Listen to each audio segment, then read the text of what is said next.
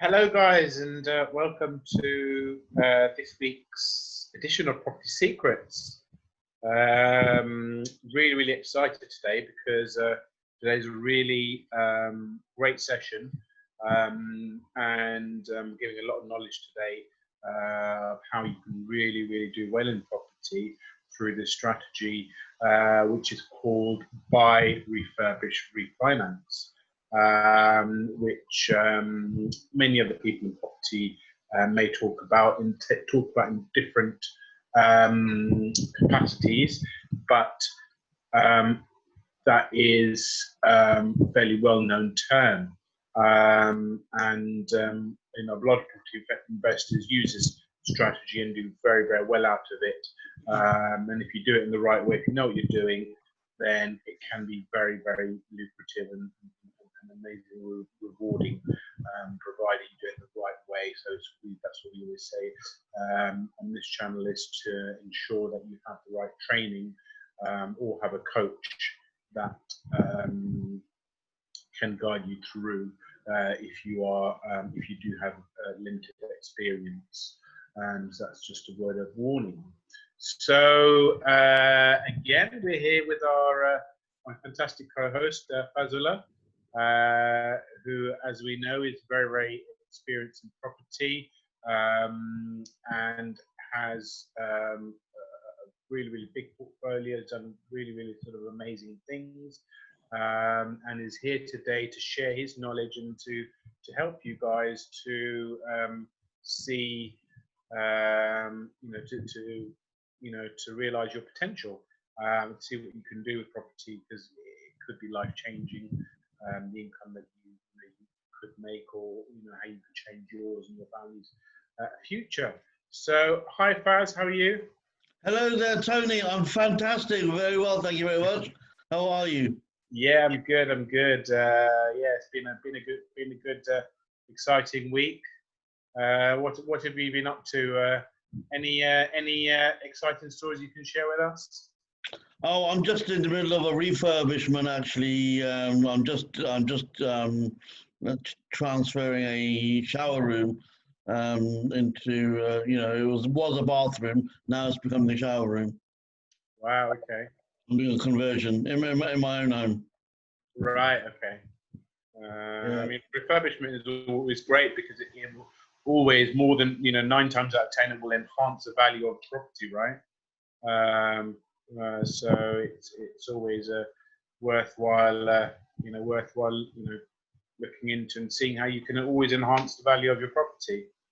Yeah, absolutely. I mean, I'm going to do this bathroom conversion, which should last complete in about a week to 10 days. Okay.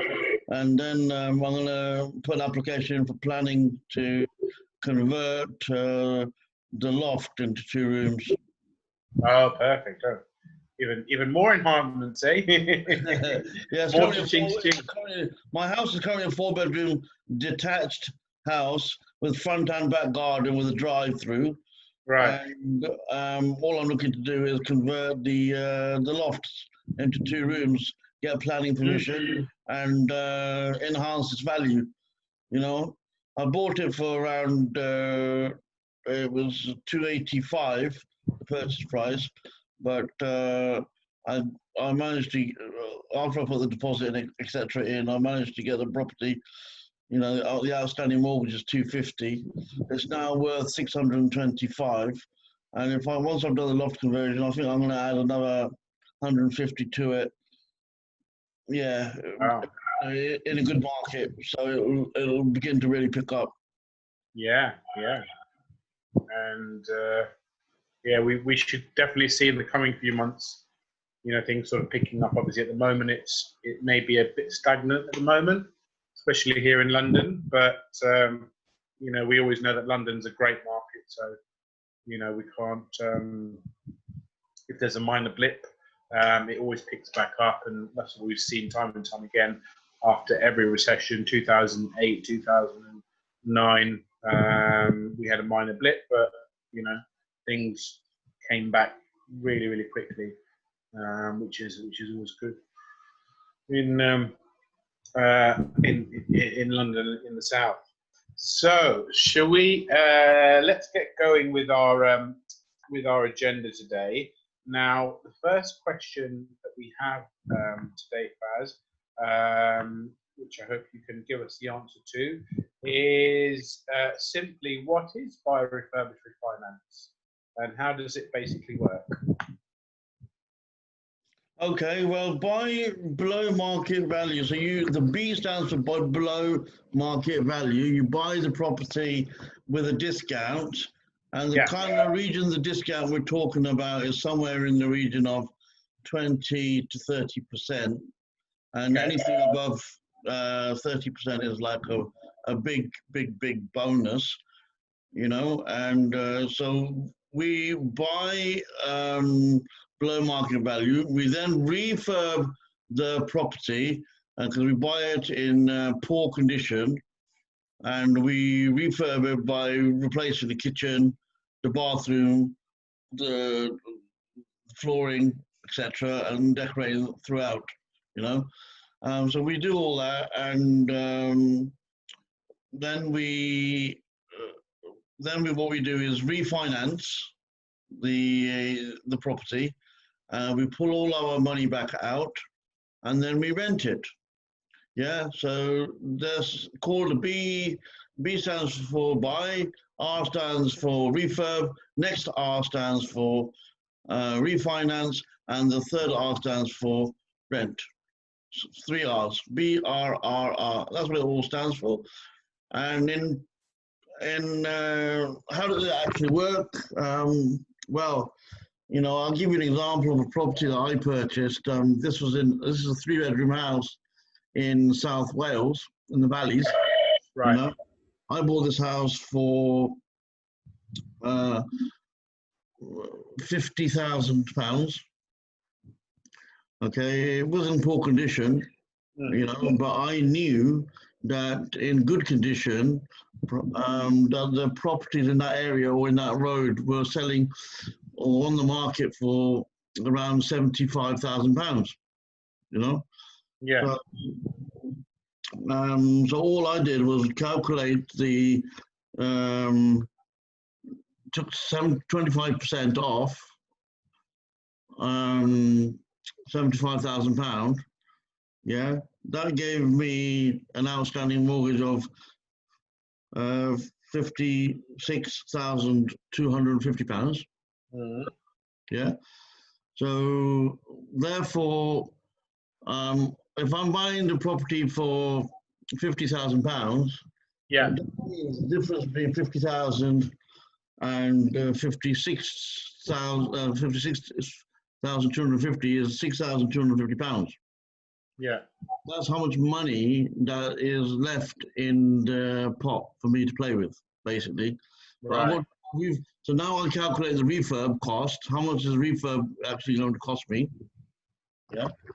And the refurb on that particular property, it actually cost me £7,000. Okay. Yeah, the fully refurb cost me £7,000, and then £1,000 for legal fees, roughly. Yeah. You know, that's £8,000, and that was it really, £8,000. Yeah. Right. Is the money that I put in. So what I would have to do to purchase the property is put in the deposit, which was 25% of the £50,000. Yeah. Yeah, which comes to £12,500. Yeah. Yeah, and then I put in the refurb work, which is £8,000. Okay. So that comes to £20,500. Yeah. Yeah, so that's how much money I put in the deal. Yeah. Yeah, and then the work is now done, and then I remortgage the property after 6 months. Okay. Because I have to wait 6 months for I can remortgage it again. Apparently, that's what they told me at that time. Okay. Now I think there's a few more lenders that can do it within the 6-month rule. But in this scenario, so I pulled out, so £75,000 is what it got valued at, the property. And 75% loan to value on that was 56,250. And I put in 58,000. So 50,000 plus my 8,000, 58,000. So 58,000, take away 56,250. So I left £1,750 in the deal. Does that make sense? Yeah. Yeah. So it wasn't, although my plan and my aim is to get a completely no money down deal where I don't put any money in, I ended up leaving £1,750 in the deal. So what happens when you remortgage, the £56,250 comes out, because that's what your loan to value is based on the value of the property. Yeah. And then the money that you put in, the deposit, etc., all that money comes back into your pocket. Are you with me? Yeah. That is, yes. So I had £1,750 left in the deal, and this particular property, it gave me a cash flow. Yeah. It rents for £450 a month. That's an amazing ROI, isn't it? Yeah, £450 a month, and the £450 a month, the mortgage payment, can't remember because I've got so many. On this one, is 56,250 times point divided by 12. Yeah, it's about 140 quid. Yeah, it's about 140 pounds, roughly the mortgage payment.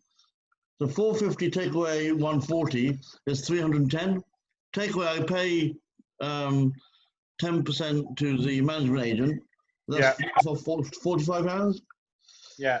265, and then I pay roughly about, I think it's about £25 for building insurance. Yeah. 25. So about £240 I'm left with in my pocket. Yeah. After everything's paid. There you go. £240. So in order for me to make it completely no money down, yeah, how many 240s go into 1,750? Is about 7 months.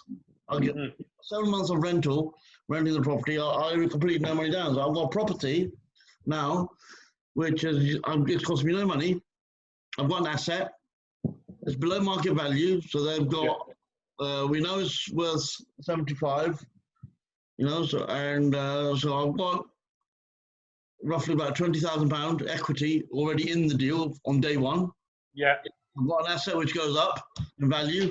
I've got a property which is producing income, cash flow. Not a lot, but at least it's something, you know. And the only way the property's value is going to go is up. And in years to come, you know, instead of cashing out £20,000, I'll be able to cash out double, maybe triple. Who knows? Amazing strategy, isn't it? So I want to do a few of those this year, 2020. Yes. And recycle lots of different loans, which we were talking about. Keep going. Amazing. Now, why do you think this is a popular strategy? And are there examples of people pulling more money than they put in originally? So basically, they're being paid to do the deal. Yeah. Only investors who get educated know how to do this kind of stuff. The average person off the street won't know. Yeah. But we can educate them. Yes. And charge a fee for it. Yeah. You know, the reason why it's attractive is because you've got an asset, it's producing income, it's not costing you any money from your own pocket, it's creating passive income, and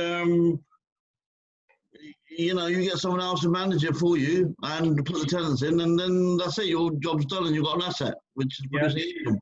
Yeah. And you know, if you're let's say most people's financial freedom figure is if they can get to £2,000 per month passive income, Yeah. they leave their job. So 2,000 divided by 240 is they need 8 of these properties for them to leave their job. To leave their job, isn't it? Yeah, but if they want a icing on the cake and a little bit on cherry on top, then you could just work it out on the basis of 2,500 divided by 240, so you get 10. 10 of these little gems, you know, in the north of England, and you don't need to work ever again because you've got £2,500 coming into your bank account every single month. Well, yeah.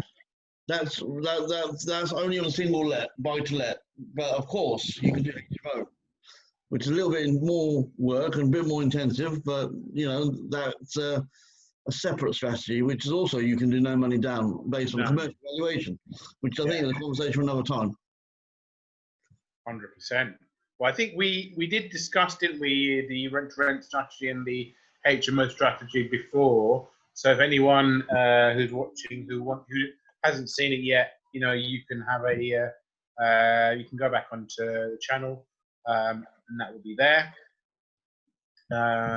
So that's the best way to access our material, if you're not sure. But as Faz says, there will be a more in-depth session that we will do at some point in the future, and we'll keep you updated on that. Thank you again for that, Faz.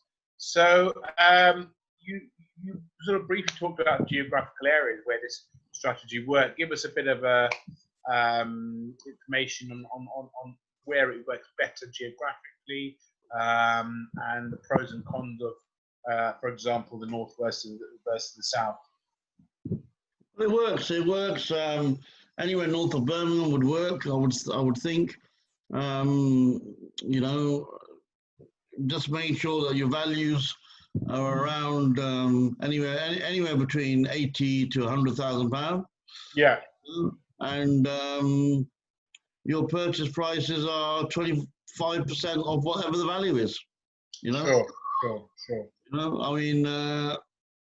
Just making sure that if you can get a 28% BNB, that's the target really for it being a complete no money down, you know? Yeah, that means, okay, that's fine. Great, thank you for that. So we are now on to a few questions from some of the viewers that we've had in. So we do have a question from Lucy, who's based in Yorkshire.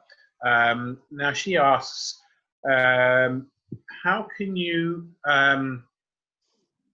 determine the level of discount that you're getting? What is there a sort of a foolproof way of ensuring that you are getting that discount? Because obviously in this strategy, it is it's a must for you to buy with a discount, because otherwise you can't get your money back out, which is what most investors are looking to do in this scenario. So any tips as to ensure that you are getting the discount that you need to get? Yeah, I mean, what I would do is look at Rightmove or Zoopla or net house prices to find out what properties have sold in that particular street recently. That will help you determine what the value of the properties are in that street. Because if there are properties selling, for the type of property that you're going to buy, which is obviously in a good condition, with reasonable standard, lettable, then that'll give you a good indication of the value. If you're still unsure, then I would go on to Mouse Prices, which is another website, Mouse Prices, and that helps you give you a desktop valuation as well, which sometimes it's not that accurate, but it gives you kind of a rough guide. Right. And if you want a third opinion, then ring up the local estate agent and tell them that you've got this property, and you pose as the owner and to the agent, and tell them that you're looking to sell this property, and you don't want anyone to come around to have a look, because you don't want to the tenants know what your intentions are, you know. Yeah. You want a bit of an idea of how much this property is worth if you were to put it on the market with them, so they get the business, right? With them, yeah. So, yeah, so that's one way of finding out. And that should give you a bit of an idea on the phone as well. So you've done your own research, you've done your own due diligence, and you also got a third opinion from someone else. And if, like, you know that you're not comfortable with that agent, then ring another agent. And then ring another. I normally ring 3 agents. Yeah. You know, and all that information you've got, it gives you an idea of what the value of the property is likely to be. And the one that you've seen, obviously, you clicked lowest prices on Rightmove, and it's in poor condition. You know, it's on for 50k or 52k or 55k. You know, it's worth 75, 80k. You know, and that's a deal. Yeah. It's there waiting for it to be snapped up. Yeah. Even if it's on for 60k and it might be worth 75, it's not quite what you're looking for, but it would still work if you're happy to leave a little bit of money in the deal. Or negotiate and see if you can. And I always say, look, I'm going to give you £52,000 cash for it, and we're going to complete within an amount of days. You know, you know, take that to the vendor and tell them are they in or are they out. Yeah. And if you say it like that, then with confidence and be assertive and have posture, you know, then 9 times out of 10, the vendor they want the business, they want your business, and they want vendors. They'll go and persuade the vendor. Yeah. On your behalf. And in this market currently, estate agents are, you know, screaming for business. So they will always look to renegotiate and negotiate wherever possible with the vendor, with the owner, on behalf of the investor. Great stuff. Thank you very much for that, Faz. That's been really, really insightful. So, yes, we are at the end of our session today. That's been really, really informative. Thank you so much for your wisdom, Faz. And yeah, it's a great strategy, guys. So if you are interested, and it's something that you are interested in, then you know, do watch our video again. If not, you know, any comments will be much appreciated in the comments section. So please do, you know, please do comment or send us a message to either myself or to Faz, and we'll gladly answer your questions. But as I said, we are coming to the end now. But just to mention before we go that we are having an amazing session on Thursday, which will be with a mortgage broker.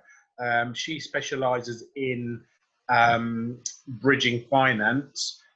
So we are really looking forward to having her on the call, and you guys are in for a treat, because she'll be able to tell you all things finance and how mortgages are going on throughout the current pandemic. So do keep an eye out for that, and hope you guys will be able to gain some information for that once we've published that.